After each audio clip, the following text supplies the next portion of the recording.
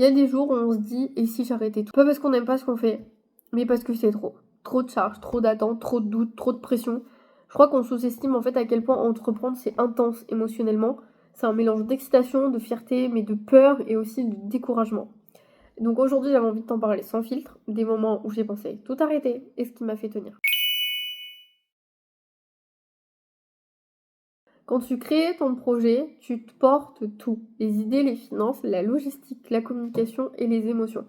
Tu te réveilles la nuit en pensant à un mail client, tu manges en scrollant pour trouver de l'inspiration et tu travailles même quand t'as pas l'énergie de travailler. Et un jour, en fait, ton corps, il va te dire stop. Tu te rends compte que t'es épuisé, mais tu continues parce qu'il le faut. Et ce point invisible, en fait, il se voit pas de l'extérieur.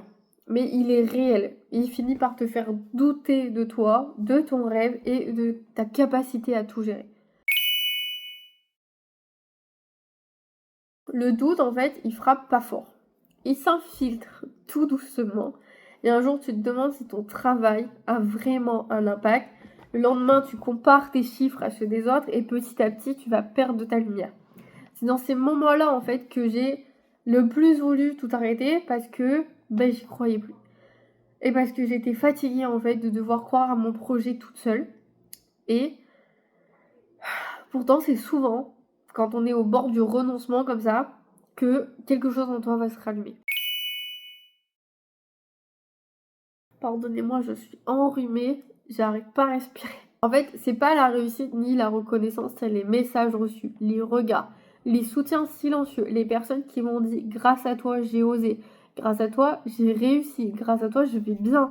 Ce sont ces petits moments en fait de lumière qui rappellent pourquoi tu as commencé. Un message d'une cliente, ton enfant qui te sourit, un matin où tu ressens à nouveau cette flamme intérieure.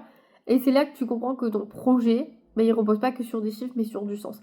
Là, je vais vous faire une aparté un peu plus perso, mais c'est pour ça que je n'arrête pas mes vidéos YouTube sur la playlist Réapprendre à s'aimer et entrepreneurial, parce que même si des fois j'ai l'impression que je parle à personne, le peu à qui je parle, des fois je dois avoir une ou deux personnes par vidéo qui commentent ou qui m'envoient un message en privé pour me dire que ça leur fait du bien, que ça les a aidés, qui voient la vraie facette de l'entrepreneuriat, et bien ça me fait du bien. Et je me dis, mais juste pour elles, je vais continuer. Parce qu'en fait, je parle pas dans le vide. Je parle à des gens. Même s'ils sont très peu, je parle à des gens. Et je les aide. Et c'est ce que j'ai envie de faire. En fait, on parle souvent de femmes fortes, boss mama, boss lady, entrepreneuse inspirante, machin. Mais parfois, être forte, en fait, c'est juste aussi dire j'en peux plus.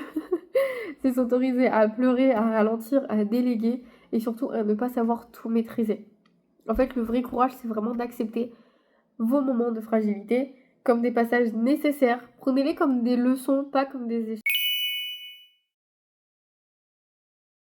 Quand j'ai voulu tout arrêter, je me suis juste posé une question. Et si j'enlevais tout ce qui fait peur, est-ce que j'aimerais encore ce que je fais? La réponse, elle est oui. Oui, j'aime créer, oui, j'aime transmettre, et oui, j'aime ce que cette aventure me fait devenir en ce moment. Et c'est à ce moment-là, en fait, que j'ai compris que j'avais juste besoin de respirer et pas d'abandonner. En fait, c'est pas grave d'avoir envie de tout arrêter, c'est pas grave d'être fatigué, d'avoir peur et de douter. Ce qui compte en fait, c'est de pas rester seul avec ce poids-là, de parler, de respirer, de te rappeler ton pourquoi de départ. Parce que même dans les moments de tempête, il y a toujours une petite voix dans ta tête qui sait pourquoi tu es là. Alors on respire un grand coup, on prend une pause, mais ne renonce pas à ton rêve juste parce qu'il te demande beaucoup de courage. Tu es exactement là où tu dois être. Si ces vidéos vous plaisent, n'hésitez pas à liker, à vous abonner, à me donner du courage dans les commentaires. Et moi, je vous dis à la semaine prochaine dans une nouvelle vidéo. Bye.